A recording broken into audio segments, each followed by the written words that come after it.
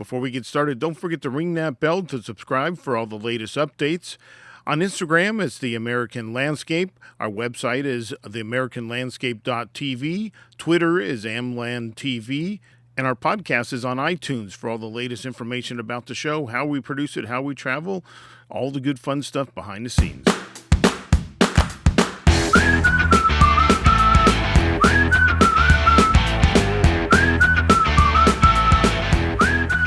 Hi, I'm Greg Nutt, and welcome to The American Landscape.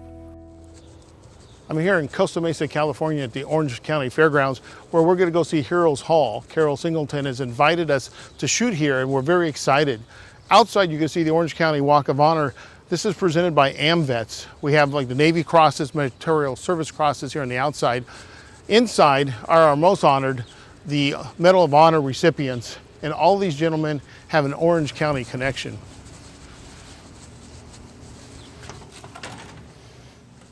Hi, Carol. Good morning, Greg. Hey, Welcome to Heroes Hall. Well, thank you. I'm very happy to be here. I'm really looking forward to this. Well, good. I want to give you a little treat for coming here today.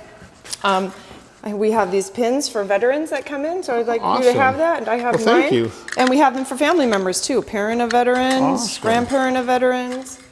So everyone gets one of those for visiting Heroes Hall. Awesome. We appreciate it. So let me tell you a little bit about the history of this building. This is a very special place. So this building is actually an old Army barracks from 1942, from World War II. You know, I thought it looked familiar. This is totally renovated. So yeah, it probably doesn't look like it looked back in the day. The nice old wood floors. Yeah, these are original floors from 1942. We restored them.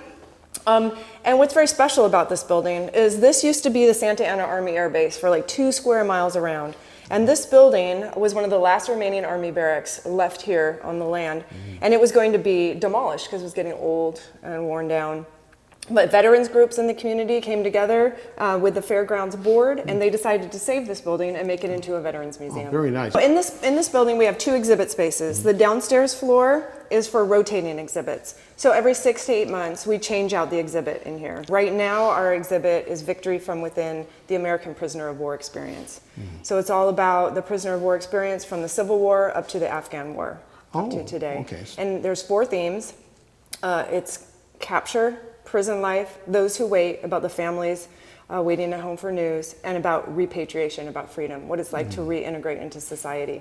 And then we have the upstairs space. There's a permanent exhibit about the Santa Ana Army Air Base, about the local history of this place. Okay, it's called the Sob Story. It was its own little self-contained city, and it was responsible for the development of this area. There's some amazing stories here, and that is what the focus of this museum is. It's telling the soldiers' stories. So not necessarily war, but about... It doesn't glorify war in any way. It's a place where veterans can come and tell their stories and feel safe. A lot of times they don't tell their stories to their families. Maybe 50 years later, little bits and pieces will come out. But this is a safe space, and when veterans come here, they feel safe here to tell their stories, and the family members that come with them will whisper to me, "I've never heard that before." Oh, wow. So let's start here. I'll just give you a little overview about this traveling exhibit called Victory from Within, the American Prisoner of War Experience. So this exhibit is created by the National Park Service, and it travels throughout the country, and it's sort of a replica of the museum in Andersonville, Georgia, which is the site of the National Prisoner of War Museum. The Union troops were captured by the Confederate troops and put in this really horrific camp. Within 1 year, almost 13,000 died from disease and starvation. It wasn't meant for that many people. Yeah, I mean, that's staggering and almost unbelievable. It's horrific. But when we hear about some of the Civil War battles, it's hard to imagine. And one day, or over 3 days at Gettysburg, we had 50,000 casualties. It's we can't fathom that. I mean, it's the size of some towns and cities around here. It's amazing. So that's where it got started. So yeah, the American Prisoner of War Museum is there to honor the lives lost and just to tell the story throughout history of prisoners of war. Interesting. So this is like a mini replica of that exhibit. However, any exhibit that we have here, we try to localize it and make it pertinent to Orange County. Okay. So what we did is we did some research and found 4 POWs from Orange County, ex-POWs from Orange County, and we told their stories. Let's start with George Emerson's story, World War II. We'll start further back in history. George Emerson is 94 years old, and his story is he was only 19 years old. This is George here. And they were on a bombing mission. They were going to bomb an oil field, one of Hitler's oil fields. So they took off in formation and were flying when another plane in the formation was hit by anti-aircraft fire. It started falling out of the sky, and it hit George Emerson's plane at the tail end. Now, he's a tail gunner, so the tail was cut off, and he was flown into space. Luckily, he had his parachute hooked up, and he tells me that a lot of times they wouldn't hook their parachutes on because they got in the way. Sure, but he hooked it by one hook, and so he was flown into the sky, and his parachute deployed. He doesn't remember deploying it at all. And the rest of the aircraft, unfortunately, it crashed into a hillside near a small town, and all of his crewmates perished. Oh, what a shame. He was the only survivor. This is an interesting story. He didn't know what happened in the accident. He didn't know if it was pilot error for years and years, for like 30 years. And then he found the navigator of the other plane. He actually survived. Some of them died in the other plane too, but some survived. And he was able to tell him the story of what happened and how the other plane was hit by the anti-aircraft fire. And then they went back to the village where the plane crashed. And when this plane was starting to crash, it looked to the villagers as though it tried to miss the village. So they believed that the pilot was a hero. And this is the enemy, right? So the German villagers believe the American pilot is a hero. They built a little memorial for them in the town near the crash site. And they gathered wreckage from the plane. So when George went back 50 years later, the villagers gave him this plaque with wreckage from the plane. You can see the bullet, you can see parts of a parachute harness, parts of the plane. And they gave it to him and to honor his crewmates, and he was able to find some closure. But when he crashed, when he fell out of the airplane, he didn't get such a great reception then. He landed in a plowed field, and the farmers came running after him with pitchforks and rifles. He got up. He's 19 years old. I mean, think about that. He got up and started to run, and they started to shoot at him. So he decided, I'm not going to get away with this. So he surrendered. He fell to the ground, and they captured him. Took him to the county jail or whatever their little jail was, and he spent the night there. And an interesting little side story is the people of that town, after giving him over to the police, some of them were actually trying to give him food through the jail cell, through the bars. Luckily, this was towards the end of the war, and so he only was imprisoned for 4 months. And he lives in Huntington Beach, 94 years old. To be a neighbor of mine. Oh, is that right? Yeah. Yeah. And now we're going to move to the Korean War, and this is Lloyd Roberts. He was in the infantry. He was actually trained to be a radio, field radio operator, where he would go out in front of the troops and wire all the foxholes so that they could communicate with each other. But unfortunately, he was pulled right from civilian life. He had been in the military a few months, like a year before, but they didn't need soldiers anymore. It was the end of World War II, so they discharged him, but they called him back, and he was totally not ready for that. So they put him right into the front lines with brand new boots. And so when he was walking, his feet got totally torn up, and so he couldn't keep up with the job he was supposed to do. So as a consequence, they made him a rifleman. So they took away his other job, and he became a rifleman. So anyway, his regiment was moving north into North Korea in the mountain region. It was very, very cold, and they were surrounded on all sides by the Chinese army. They had no idea there were that many Chinese troops, and so they captured like 200 POWs and marched them. I think it was like 100 miles to a POW camp, where he spent 2.5 years, long time in a POW camp. There, he said on the march there, many men died of starvation and dysentery, and also enemy aircraft fire, because they were embedded with the Chinese. So the Americans thought that they were the Chinese. So some of them died by friendly fire. Really unfortunate. And so he was put in a room at this camp, and there was 10 men in a room. They gave him 5 blankets each. And he said the Chinese must have known something, because they had 2 men per blanket, right? But within 2 weeks, he said, 5 of the men were dead. So there was only 5 that survived. There was a very high death rate. And he says one of the most horrible, unpleasant things next to the starvation was the lice. Their bodies would be just covered with lice, and you had to pop the lice every day, or you could be eaten alive. And you could tell when people had just given up, when they just stopped popping the lice. I mean, it's just horrendous stories. Yeah. And he didn't talk about it for years and years and years, as we talked about. And then he finally started writing a book, his memoirs, and he wrote a book about maybe 40 years after his experience. And it's a really wonderful, detailed story. I mean, it has a lot of gory details, like I mentioned. But so it's called Korea, One POW Story. And he said, I just wanted to be honest. I was telling it like it is. I wasn't going to glorify anything. And he says, I do not consider myself a hero. I got captured. I spent 2.5 years in captivity. I'm not a hero. And yet the rest of us obviously think he's a hero. Well, this is, I think, the day that he was released, or close to the first day of freedom. And he doesn't look that thin here, but he got down to 85 pounds, I believe. But what they did at the end, when they started to become a bargaining chip, when the POWs weren't just something, some of them, they just wanted to kill them off in the beginning because they were a burden. But then they started to become a bargaining chip when the country started having peace talks. So they tried to fatten him up.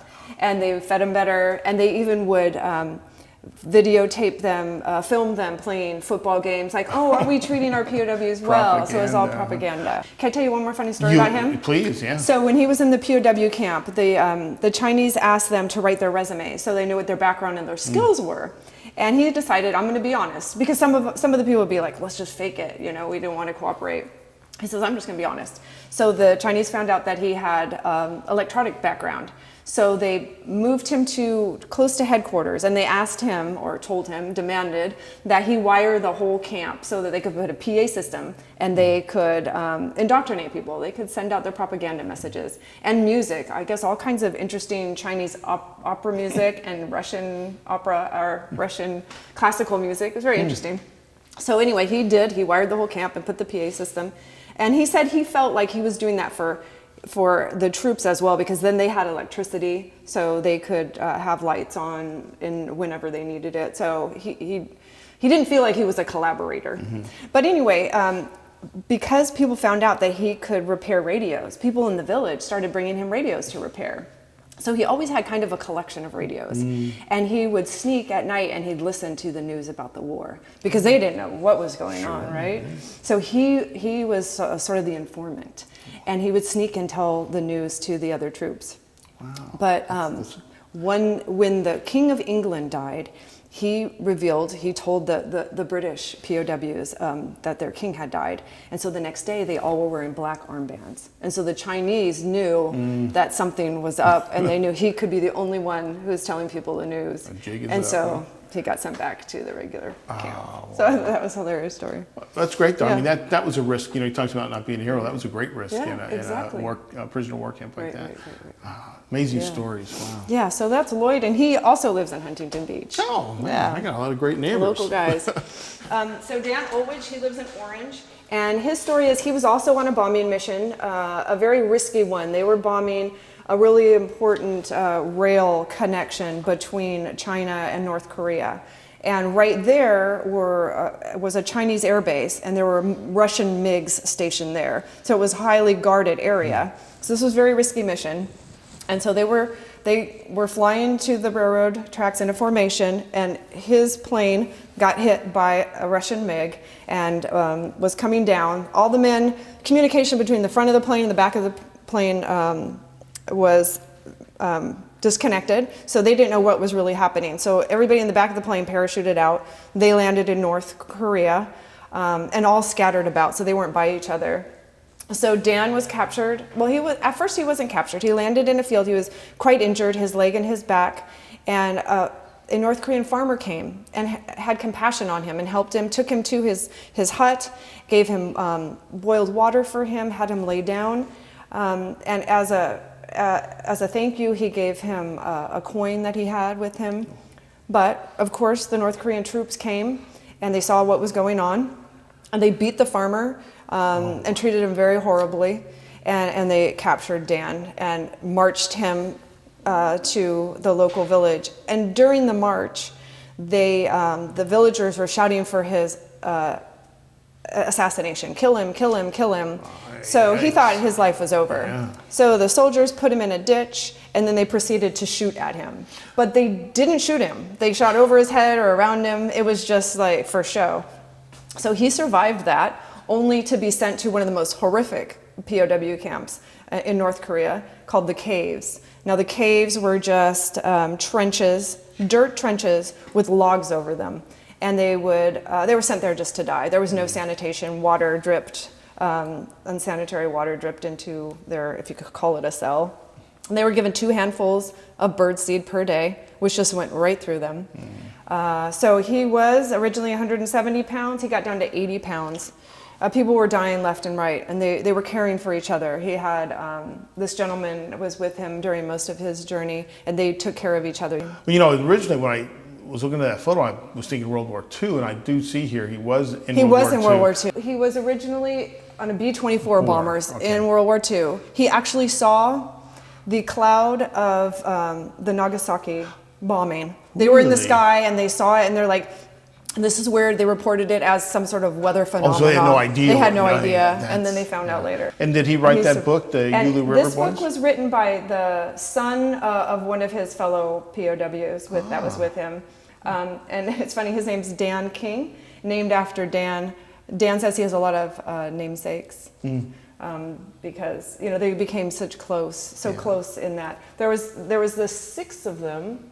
I don't know if these are the ones from his plane, but this is another interesting story. So when his family didn't know where he was, and that was true of most of these folks. Their families didn't know where they were for a long time.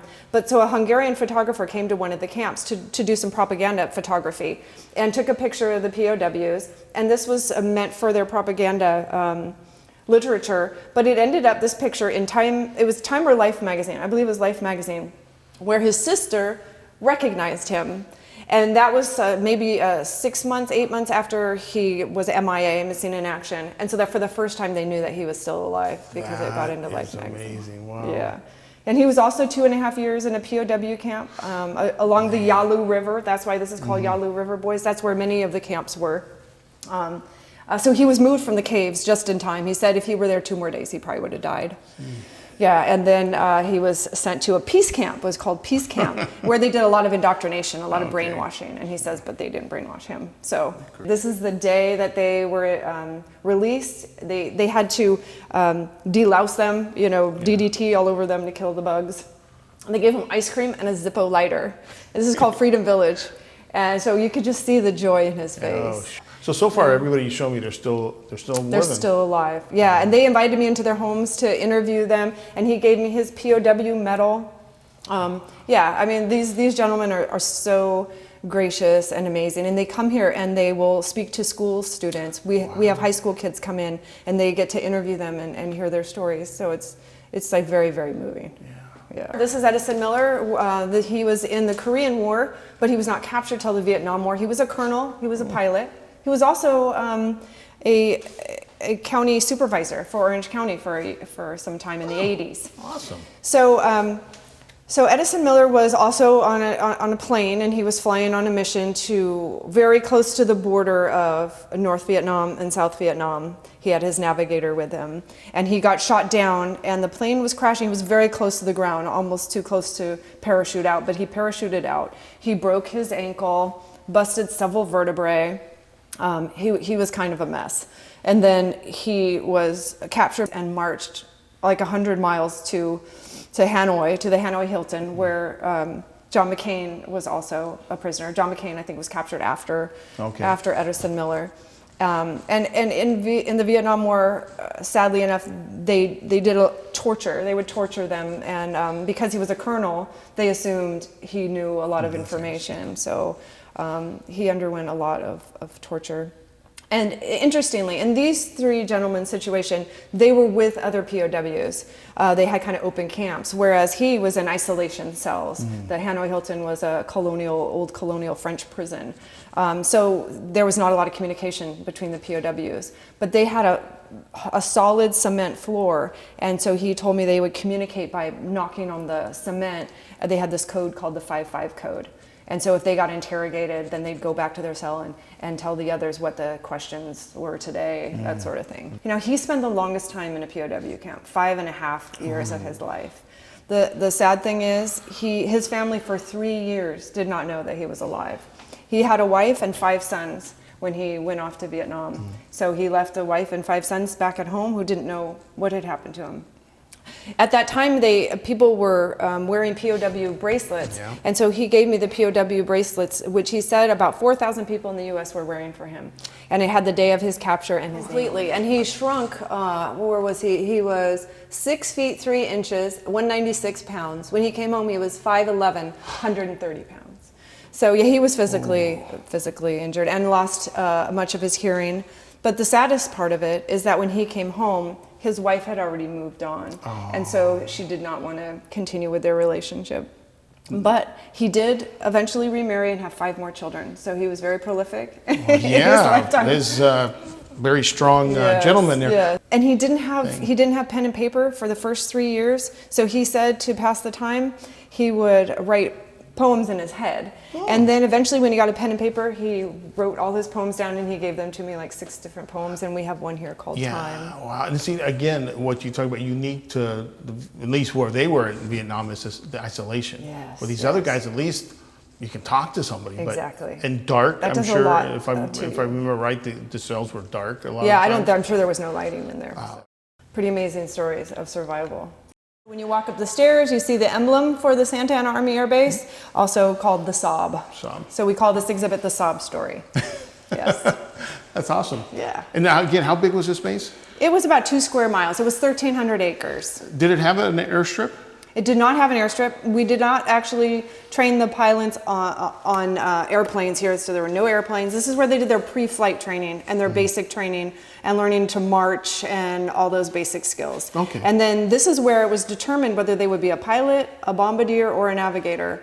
Okay, so I see some great aerial shots and maps. So you come here, on up here and you learn about the base. It was built in 1942. It ran only 4 years till 1946, and then we were starting to win the war. We didn't need pilots anymore, and so the base closed down.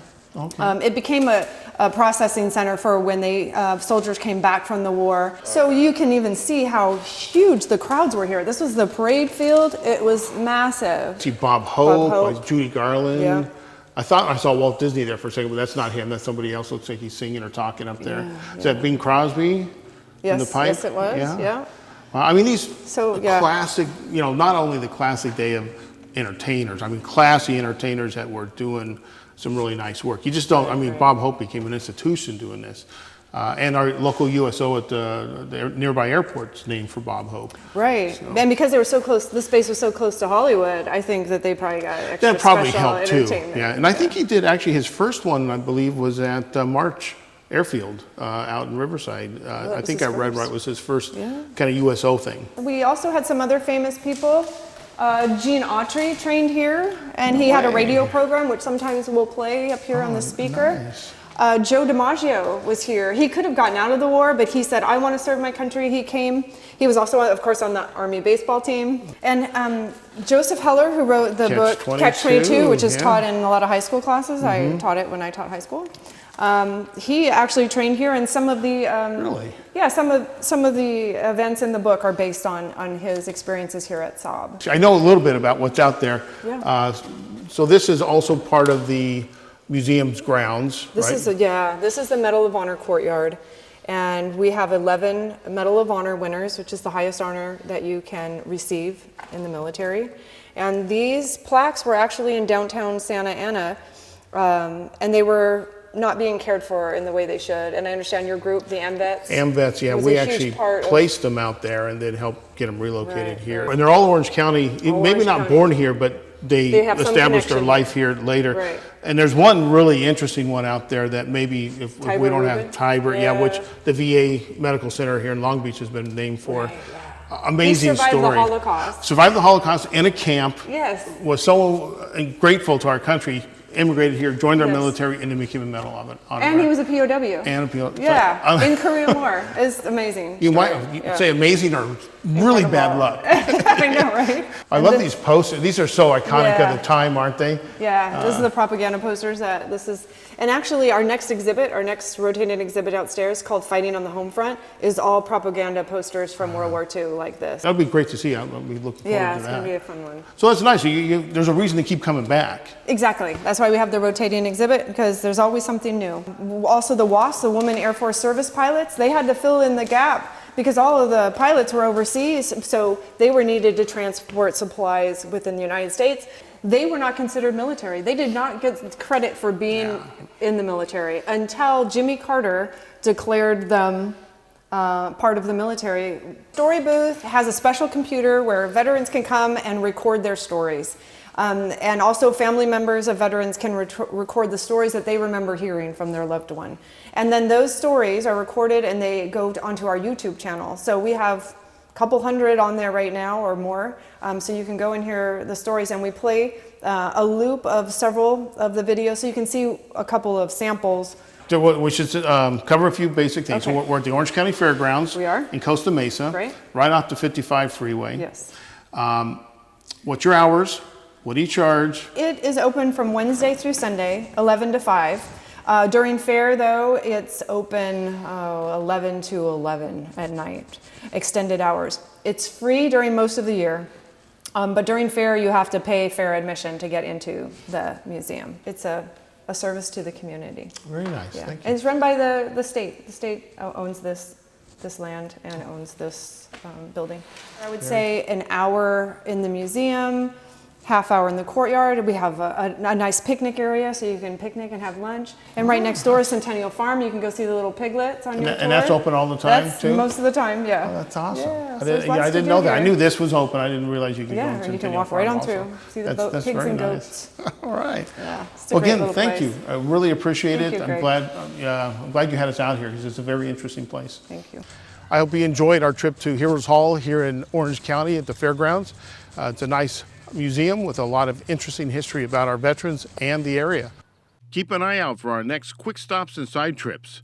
It'll be a special show where we get to sit down with two of the heroes you heard about today and hear in their own words their harrowing stories of being a POW in World War II and the Korean War.